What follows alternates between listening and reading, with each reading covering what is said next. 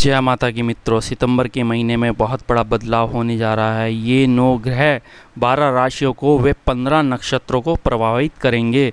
ब्रह्मांड में होगी उथल और पुथल। ये 9 ग्रहों का परिवर्तन आपको क्या बनाएगा? धनाढ्य बनाएगा। तो मेष लगन में राशि की जानकारी मैं दे रहा हूँ आपको।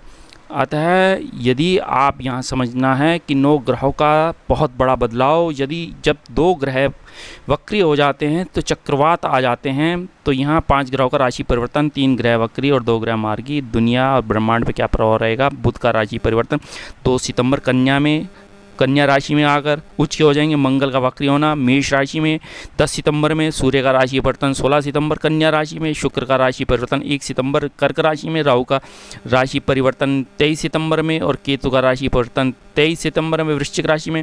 और राहु का परिवर्तन वृषभ राशि में होगा। और गुरु मार्गी हो जाएंगे 13 सितंबर धनु में। शनि मार्गी हो जाएंगे 29 सितंबर सन 2020 में। यही सूर्य का जब परिवर्तन कन्या में होगा 19/7 पे होगा। मंगल मेष राशि में यदि 10 को परिवर्तन होता तो देखा जाए 3:50 पे होगा। और बुध का कन्या 2 सितंबर पे परिवर्तन होता है, गोचर 12/3 पे। तुला का 22 सितंबर में यदि गोचर होता है 16:55 पर। और गुरु धनु राशि में 6:12 पर आ जाएंगे 13 सितंबर में। शुक्र कर्क राशि में 1 सितंबर पे 2:02 पे। सिंह राशि में परिवर्तन 28 सितंबर 1:01 पर। शनि मार्गी होंगे मकर में 29 सितंबर 10:30 पे। और राहु वृषभ राशि में वक्री 23 सितंबर में उच्च राशि में 12:52 पर आएंगे। केतु वृश्चिक राशि में उच्च राशि में 23 सितंबर 12:52 पर। इतने बड़े ग्रहों का परिवर्तन, तो क्या इस ब्रह्मांड में उथल पुथल आएगी?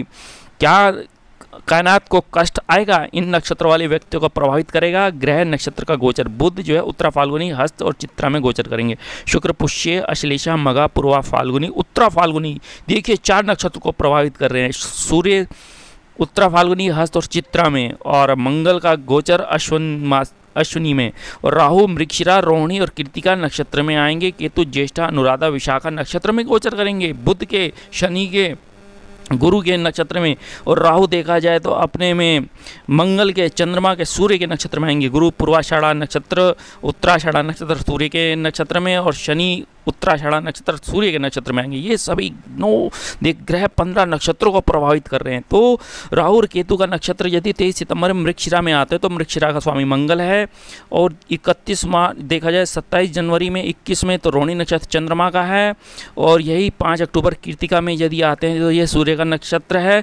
तो राहु के ये तीनों के तीनों शत्रु नकारात्मक प्रभाव। ज्येष्ठा नक्षत्र हमारे बुध का है, अनुराधा नक्षत्र शनि का है, विशाखा नक्षत्र गुरु का है। तो ये सकारात्मक परिणाम रहेंगे। तो राहु केतु जो है नॉर्थ में राहु रहता है और केतु साउथ नोड पे रहता है। सोलर पाथ और लूनर पाथ के ये पॉइंट होते हैं, यहीं राहु और केतु है और यहीं ग्रहण लगता है। आप इस तरीके से समझिए। राहु जो है एक छायाकृत ग्रह है, छल का कराता है, झूठ बुलाता है। और यही राहु जिस ग्रह के साथ बैठता है उस जैसा हो जाता है, उसका प्रभाव ले लेता है। अब राहु इच्छाओं को बढ़ाता है और केतु इच्छाओं को समाप्त करता है। और केतु यदि देखा जाए धन का कारक है, मोक्ष का कारक है और विभक्ति का कारक है और त्यागी है। अपने देखा जाए तो यहाँ राहु और केतु छायाकृत ग्रह हैं अपने में और इसका कोई अस्तित्व नहीं है। लेकिन यह है कि राहु और केतु के बारे में बताया गया है कि क्या उसका प्रभाव रहता है। क्योंकि राहु जो है अपने में झूठ का काम कराना, चाणक्य नीति करना, कटु नीति करना, राहु का ये काम आता है। और केतु यही मोक्ष, अध्यात्म, पाठ, पूजा इस तरीके का कारक माना गया। इसकी 5, 7, 9 दृष्टि होती हैं। 18 वर्ष के लिए राहु की दशा है और 7 वर्ष के लिए केतु की दशा है। लेकिन राहु और केतु जो है 18 माह के लिए एक राशि में गोचर करते हैं। राहु का प्रभाव शनि की तरह है और केतु का मंगल की तरह प्रभाव। राहु के दोष को बुध समाप्त करता है।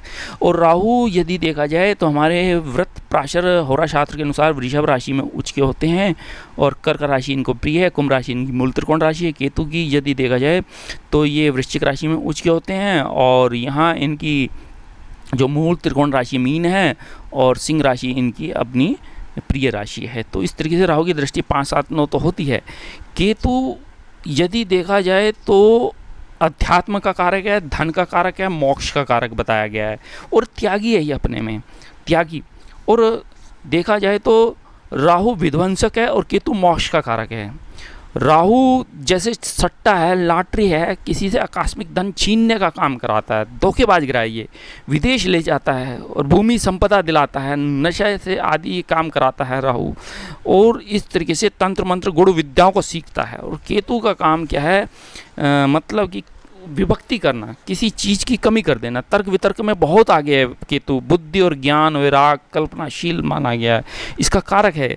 और ये यदि भक्तों पर प्रसन्न हो जाता तो धन संपदा वाहन का सुख देता ही देता है।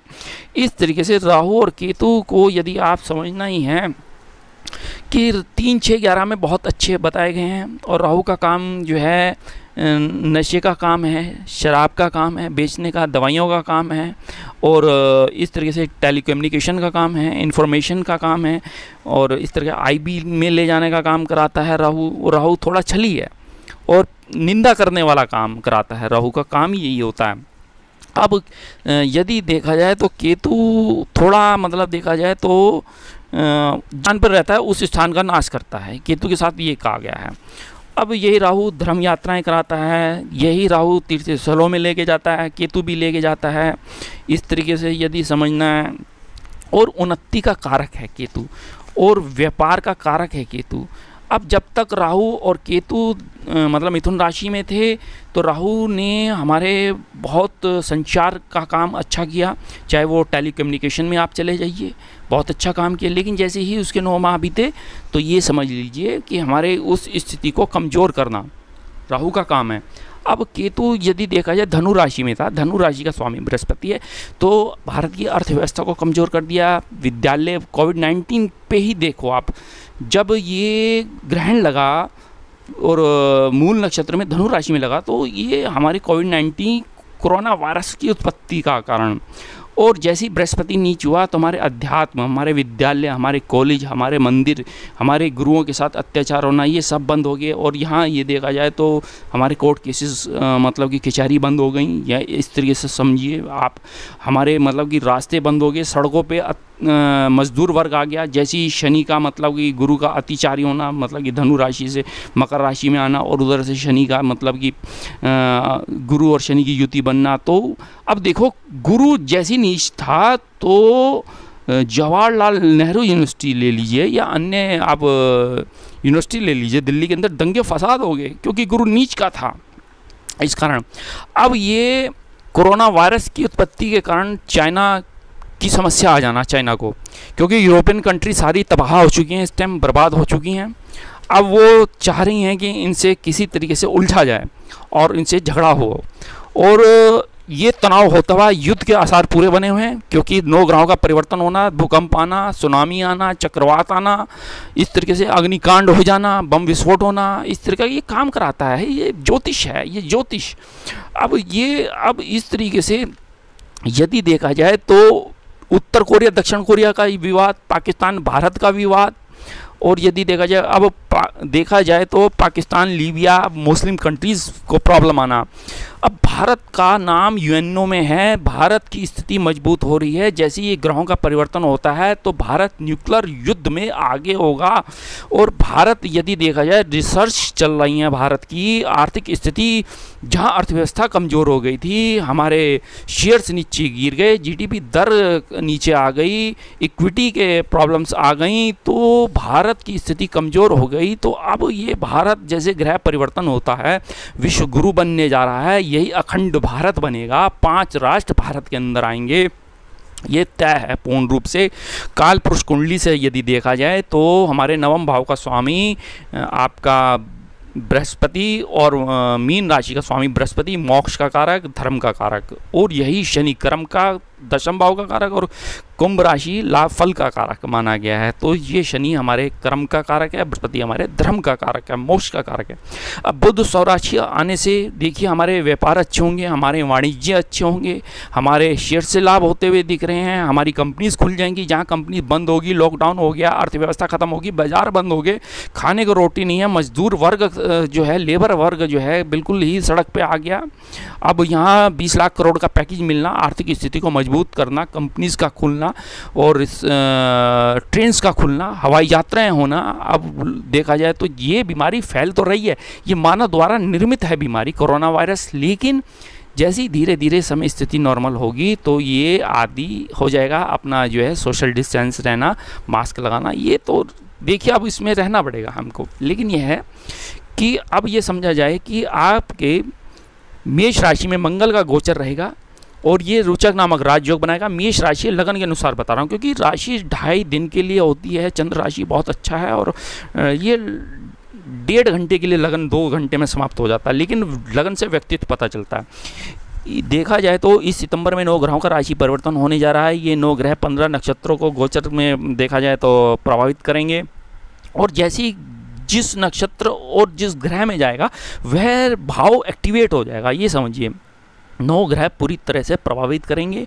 और काल पुरुष कुंडली में यदि देखा जाए तो आप मेष लगन वालों के गुरु नवम भाव में बैठने से आपको अध्यात्म में, आपको धर्म में, आपके भाग्य में सफलताएं देगा, संतान सुख देगा, शिक्षा अच्छी रहेगी।